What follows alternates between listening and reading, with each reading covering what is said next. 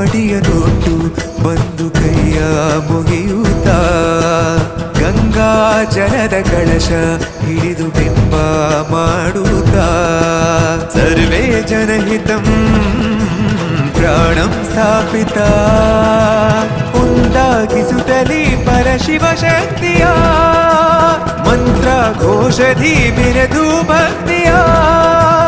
ದೇಹ ಶುದ್ಧಿರಣೇನ ಭೂಯಾತ್ ಶಾಂತಿರಣೇನ ಭೂಯಾತ್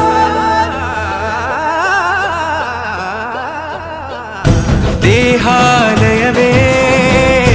ದೇವಾಲಯವು